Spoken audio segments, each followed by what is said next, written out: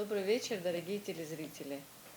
Сегодня я бы хотела вам рассказать о таком заболевании, как глаукома, потому что в марте уже ежегодно отмечают, ну, у нас уже март прошел, отметили день, посвященный борьбе с глаукомой. Это такое заболевание, которое в основном проявляется у людей старше 40-50 лет. В молодом возрасте оно возникает редко. Ну, различают первичную, вторичную глаукому, открытоугольную, закрытоугольную и смешанной формы. А в основном, э, ну, в молодом возрасте, как я сказала, этого заболевания не бывает. Он может также быть, если у человека отягощенный анамнез, то есть он болеет сахарным диабетом, атеросклерозом. Такие люди должны быть как бы настороже и профилактические осмотры проводить раз в год.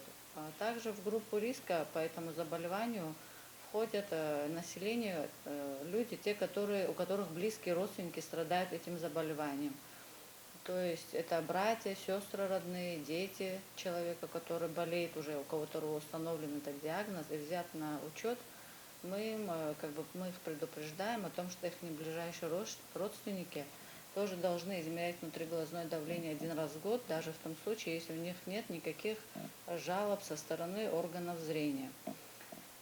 Что еще основное хотелось бы вам рассказать про это заболевание? Это то, что основным таким симптомом ведущим является повышение внутриглазного давления.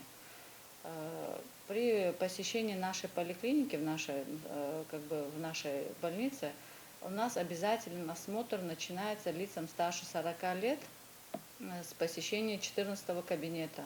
Там у нас есть отдельно выделенная медсестра для этого, которая занимается только этой работой, измерением внутриглазного давления.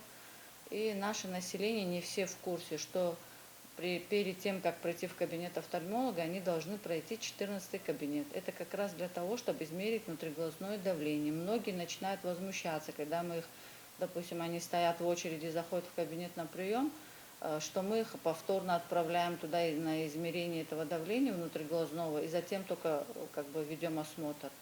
Но они не все знают, да, что это заболевание может протекать скрытно, совсем бессимптомно.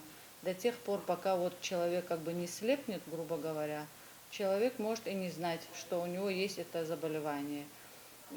Поэтому глаукома, она иначе даже называется тихий грабитель зрения, потому что вот оно как раз без никаких жалоб может протекать. Ну, в основном такими жалобами, на какие там моменты вы можете обращать внимание, это когда вот, допустим, человек смотрит на источник света, допустим, на лампочку, на какой-то фонарь, на любой источник света яркий, то вокруг него появляются радужные круги. Затем подозрительным моментом является, когда у человека, допустим, при какой-то тяжелой там, физической работе, при какой-то нагрузке, появляются боли в области надбровной дуги, в области виска, в области самого глаза, даже в половине головы может отмечаться такая боль, непонятная локализация, тоже может быть в момент вот, подъема внутриглазного давления. Но основным механизмом, который как бы ведет, да, к появлению этого заболевания, то, что вот глаз, он как бы заявляется закрытой системой, да, и там постоянно происходит такой круговорот внутриглазной жидкости. Эта жидкость вырабатывается, и по соответствующим путям она выводится из глаза. Ну, там есть два как бы вот механизма, открытоугольное и закрытоугольное, этим отличаются, да, тем, что разные пути, как бы механизм возникновения этих заболеваний чуть разный. Ну, это как бы обычному обывателю знать и не нужно, но надо иметь в виду, что вот при таких жалобах, которые я выше перечислила, вам лучше явиться в поликлинику и измерить внутриглазное давление. Измерение лучше всего производить в утренние часы, желательно до 10 часов дня, потому что в эти моменты бывают более такие достоверные как бы показатели, и более такие подскоки внутриглазного давления отмечаются как раз до 10 часов утра. Таким людям, которым мы выявляем, вот у нас в поликлинике, как налажена эта работа, мы смотрим, какие данные у них выходят. Если мы видим какие-то подозрительные цифры, нормой, кстати, является до 24 миллиметров ртутного столба, является нормой.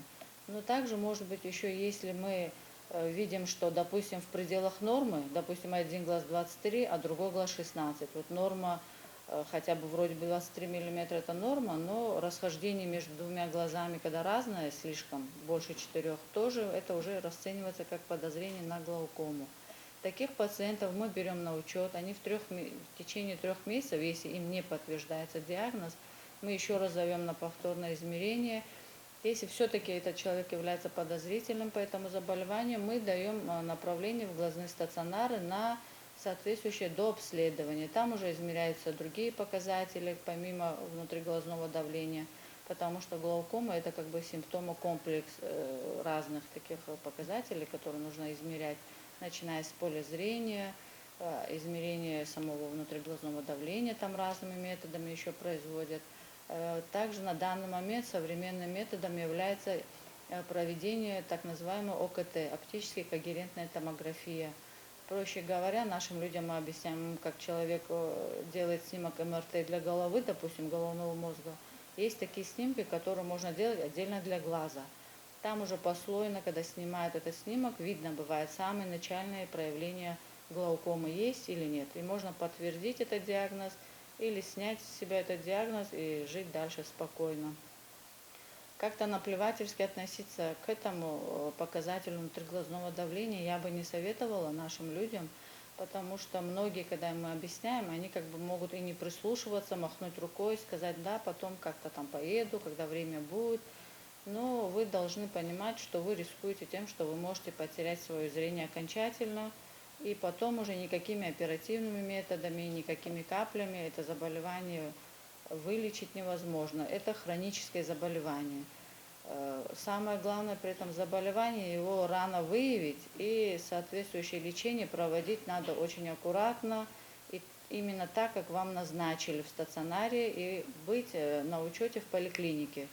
Все наши пациенты с этим диагнозом раз в год, раз в квартал мы их вызываем, и они вообще-то приходят сами на измерение внутриглазного давления, и мы оцениваем их основные показатели, зрение, давление, все это смотрим. Если видим какие-то подозрительные цифры, мы их направляем на курсы стационарного лечения.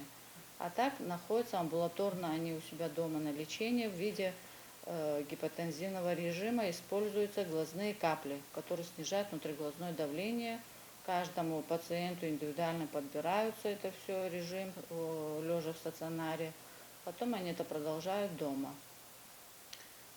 Таким пациентам ограничивают физическую работу с наклонами головы. Нельзя поднимать тяжести, какие-то резкие такие подъемы тяжести нельзя производить.